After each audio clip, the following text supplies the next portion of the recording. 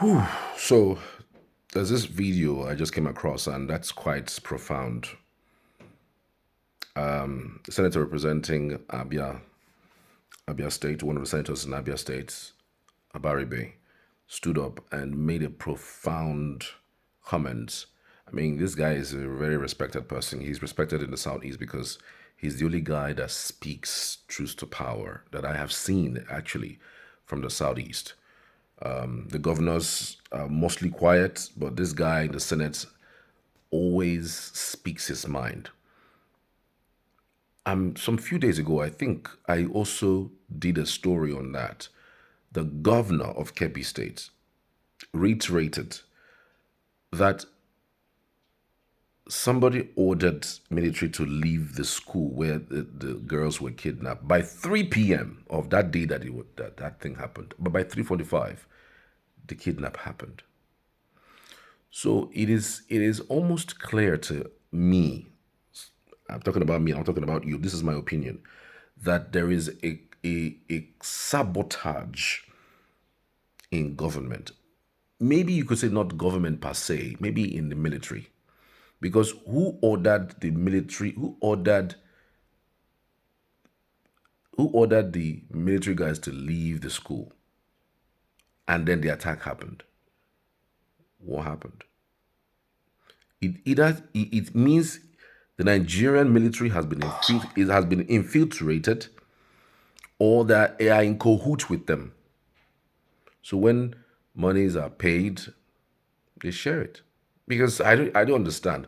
Up until this moment, the Kebbi State governor made that allegation. I mean, he's the chief security officer of that state, and he is telling you this was what happened. And up until this moment, the president, who is the commander in chief of the armed forces, haven't called the head of military and the commander there. Hey, this thing happened. Who did it? Get me the person who did it. That way we can start fishing out, talking, and getting people within the circle and fishing them out. Who knows? Who knows what Buhari did in his administration? Whether he actually did those repentant things that they did in Borno and then got them into the military. And so people who are military are now, fighting from the inside. And that is why I think that this so-called insurgency will not go away, except there's an proper overhauling of the military apparatus, especially in the north. Now let's listen to Abaribe. Let's listen to him because I mean, with what he said, he spoke from a place of pain, from a place of anger, and everybody who's a well-meaning Nigerian should think about what he has just said. It's crazy. It's really, really crazy. Watch this. The writer, George Orwell, made a very profound statement, which I will quote. He says that in times of universal deceit, telling the truth becomes a revolutionary act. We are being told every day to be patriotic. We are being told here that we shouldn't say anything against. We are being told that, oh, you shouldn't talk about the past. You should focus on the present. Yet, on this floor, rather than focus on what we're supposed to talk about, we go back to say, oh, during 2015, oh, the Chibok girls happened, and oh, we are now rescuing people. People were not rescued at that time. During Chibok, 17 local governments in Katsina were not having parleys with bandits. People in Kebbi were not leaving all the rural areas and coming to only the urban areas to stay. People in Niger were not being kidnapped.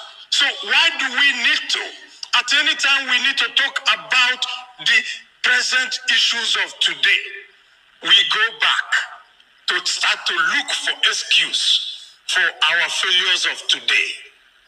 I only want to say, let us do the right thing.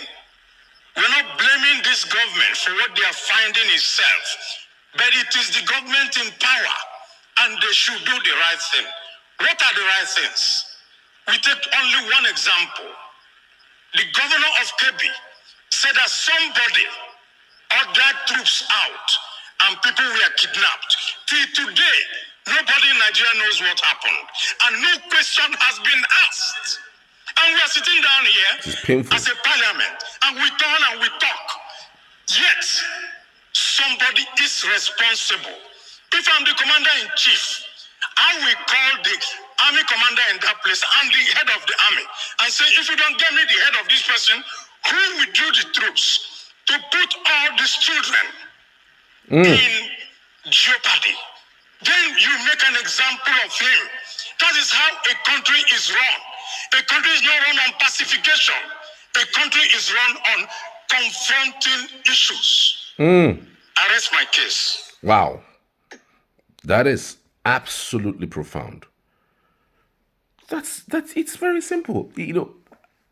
I just feel that there's something that the government of Nigeria is not saying, is not doing right, and it's deliberate.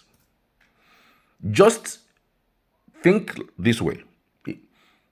Say tomorrow now there's going to be an IPOB gathering of people in so place in Enugu or so place in the southeast, and see how government will be proactive in taming them, arresting them, and incarcerating them. But you see bandits going to schools, kidnapping people, killing them, and just making life miserable for us. And yet nothing happens. There's a lot, going on really. And just as that was happening, the Senate President, in his profound response, said this. Tinubu CON, First Lady of the Federal Republic of Nigeria. So this is like an invitation by the mother to the children on a Friday. I wish you sumptuous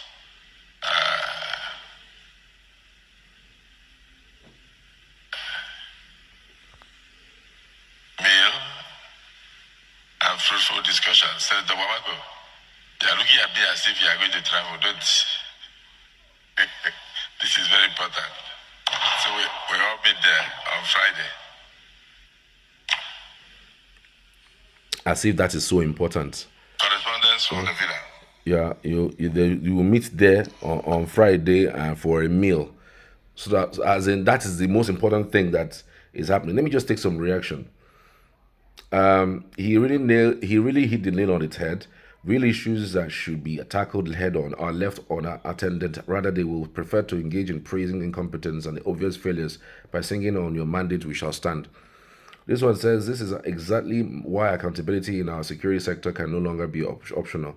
If troops were withdrawn and children were kidnapped, someone gave that order, and Nigerians deserve to know who. Senator Abaribe is right. Leadership starts with demanding answers, not brushing issues aside. President Tinubu must show the nation that no official is above questioning. Our children's safety cannot be treated like a political afterthought. This one says these are hard questions that must be answered if we must move forward as a country. Kids kidnapped in Kebbi after troops were withdrawn. Weeks later, no one has been held accountable. Parliament talks, but who answers? Who's answering for this security failure? I'm even wondering, Sev, why is the Parliament not even summoning the Chief of Army Staff? Why is the Chief of Army Staff above the law? Is he above the Nigerian Parliament? Why is the Senate not summoning the Chief of Army Staff to come and tell them what happened? Who were the people who gave that order? Have you found the person? What did you do about it? At least ask that question. Why are they not thinking along those lines?